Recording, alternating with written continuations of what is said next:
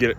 Aswand, Cruickshank, your one and only Move Swiftly speaker, checking in for a daily Move Swiftly thought, giving you a perspective on teamwork which you will not get anywhere else.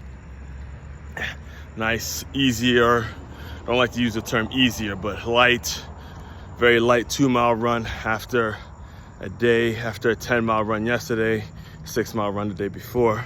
So it's a great time to give my legs some rest. Normally do my speed workout, my trash talking trackies on Wednesday. However, for you regular consumers, you know, schedule was thrown off just a little bit, given that kind of had a little stomach situation this past weekend. So recording this, like I mentioned, Wednesday, September, I believe it is 25th, 2024. All right. And I got to react. I got to make sure I react because it was, I would say, a good weekend in regards to my pro and college teams, you know, because I played at Stony Brook. Always like to see them win their games. They won this past Saturday, Michigan Wolverines. That's the team I'm a fan of, and they pulled out a really, really close one. But my all-time diehard, if I had to pick one team that I truly is in my heart, because no matter what, this is the team that I ride with, no matter what, no matter how bad they've been. It's the Washington Commanders, formerly known as the Washington Redskins, and they pulled out a huge win on Monday night on the national scale, right? And it's always nice to see that burgundy and gold winning games. It takes me back to childhood, and you know, we haven't won a lot. I tell people all the time, look, I've seen one playoff win, and actually no, technically 2 playoff wins. They beat the Lions one year, and then they also beat the Buccaneers one year too.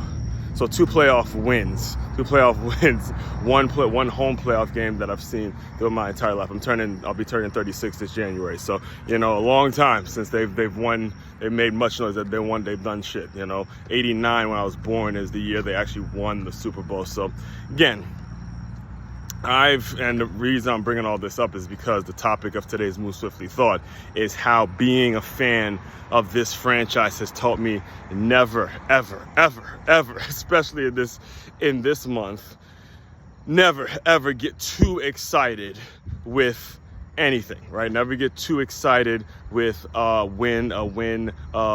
small victory. We'll call this win on Monday night a small victory because it really didn't have much playoff implications. It wasn't like one of those big wins in October or November that's gonna, you know, clinch a spot in the playoffs or anything like that. It was just the way it should be, which is a win. And unfortunately, because it's the nation's capital and because they got this guy Jaden Daniels in, and he's last year, he won the Heisman last year in college, and he looked good. I mean, they're not going to take anything away from him. He looked really, really good. Looked like he can play. Looked like we, again, found our quarterback and all that kind of stuff. I've learned, being a Redskins fan for all these years, never to get too excited, all right? I lived through the Robert Griffin III situation, lived through Donovan McNabb's situation, lived through a lot of bullshit. Mike Shanahan, you name it, Steve Spurrier, all these guys that were meant to be brought in, Clinton, all of these guys that were meant to be brought in, and, you know, Deion Sanders even one year, you know, got us all excited. So and a reason I'm bringing this up to you is because this actually does provide a business lesson, all right? It does provide a business lesson when it comes to when you're working with people, when you see something that you may want to align yourself with or align your business with or attach yourself with, and you see it as a cool feature to your business. It's very important that you understand you have to have a system in place. You have to have logistics in place that make it so you're vetting folks out and you're not getting so excited that you're just working with anybody that can essentially ruin your business and set you back a couple years, all right? And this is why I use the game of football. There's constant lessons that can be learned regardless of what team you're a fan of. When you really pay attention to the game as much as I do and you really focus on it, there's huge lessons in teamwork that can be learned when you see, okay, great, Jaden Daniels had a great start to the season, had a great September. However, if for what we gave or what we picked or where we picked him at and what we're paying him and the expectation, just having a good September is not going to be enough. All right. The question is he going to last long term? The question is the scheme and the play calling and the coaching staff and all these things, is the organization in place to where a player like him can thrive? Or are we going to exploit him too early, the same way we did RG3, and throw him out there when he's injured? And, you know, you had Kirk Cousins in the back as a backup. However, because of the way the jersey sales were going and ticket sales and all that kind of stuff, it just made more sense financially to play RG3, even though he wasn't ready to come back yet.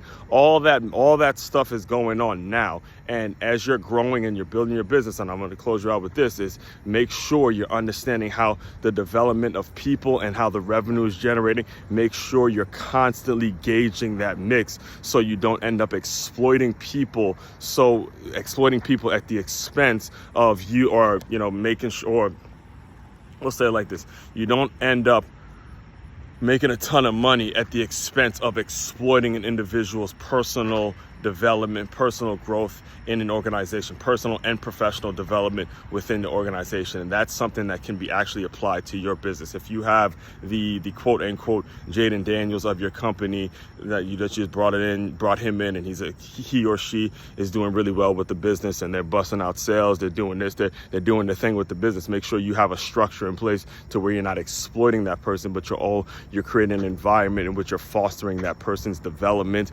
professionally and personally, so your business and that person can stand the test of time. That's your job as a business owner. That's what you got to be focusing on, is making sure you're fostering that culture, creating that environment in which everybody, regardless of the talent level that they are at that particular time, is able to grow and become and reach their full potential. All right. I talk about this stuff a lot.